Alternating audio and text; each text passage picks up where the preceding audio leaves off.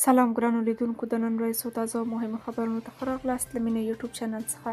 خټک وایي طالبان افغانان پاکستان ته محتاجوي. پښتون سیاستوال افراسیاب خټک وایي د ښځو له هر اړخیز ګډون پرته افغانستان امنیت، اقتصادي، سیاسي او فرهنګي پرمختګ نشي رسېدلی.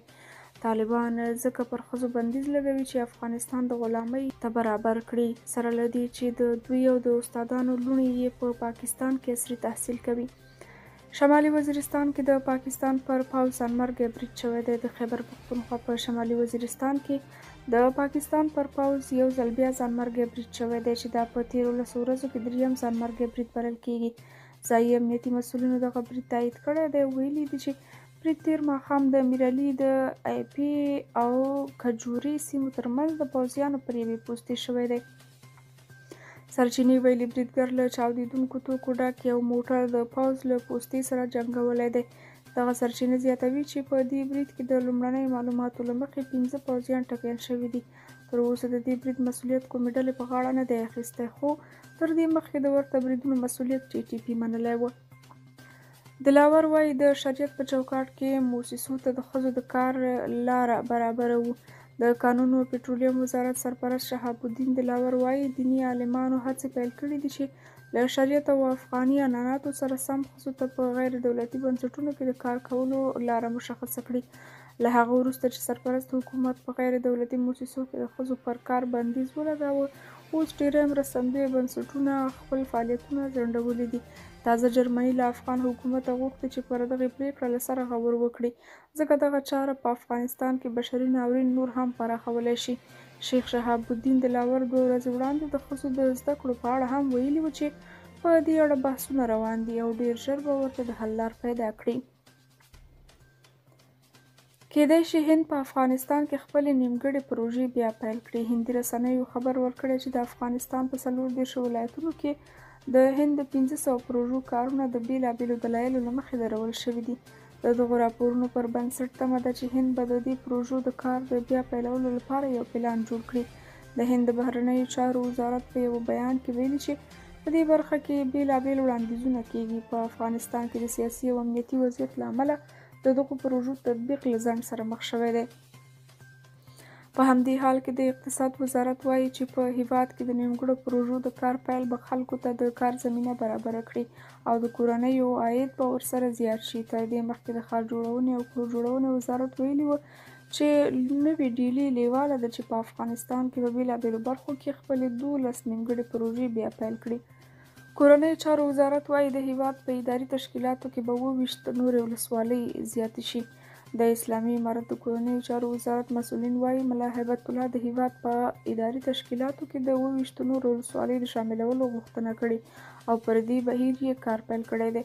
د کورنیو چارو وزارت اداري مرستیال نورالله جلال جلالي پرون چهارشنبه د مرغوم 1 رسنیو ته ویلي ډېر ژر به په یو شمېر ولایتونو کې 28 نورې ولسوالۍ جوړې شي.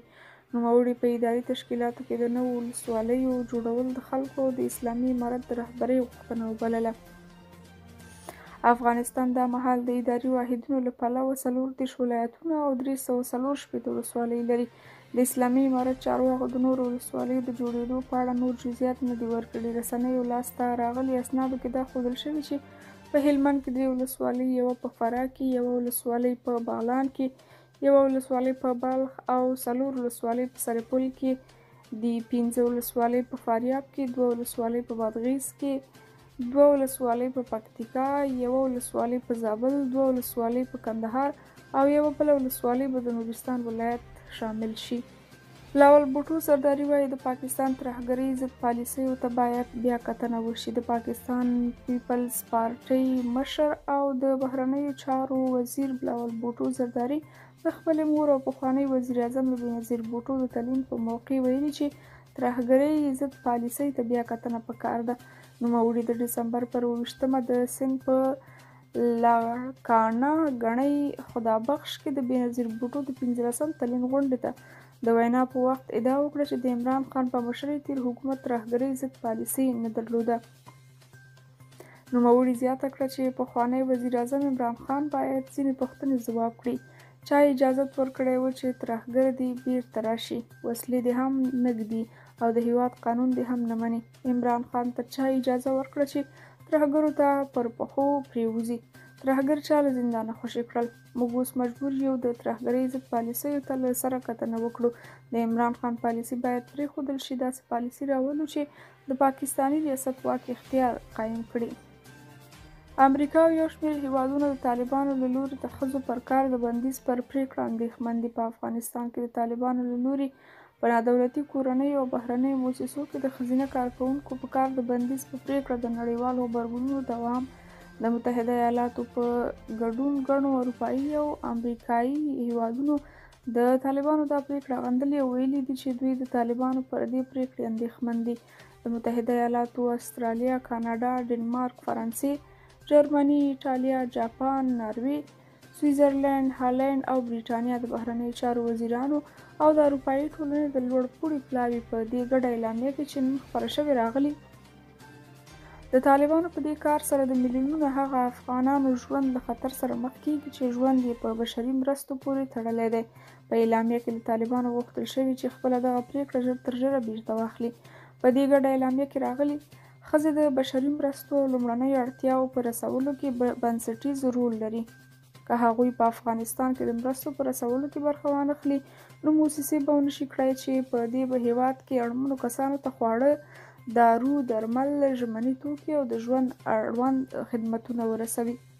جرمني وایي له افغانستان سره بشري مرستې بندوي. د جرمني حکومت د دې پرېکړې نیت وروسته له هغې کړی چې د افغانستان سرپرست حکومت په غیر دولتي موسسو کې د ښځو پر کار بندیز ولګاوه. دا پرېکړه د دې لامل شوې چې ډېری بشرپالې ادارې خپل فعالیت ودروي، ځکه دوی وایي له ښځو پرته یې کارونه مخکې نشي بیولی. د جرمني د پراختیا او اقتصادي همکاریو وزیره سوینیا شولڅه وایي دا ډول محدودیت د افغانستان خلکو ته د بشري مرستو پر رسولو منفي اغېز کوي.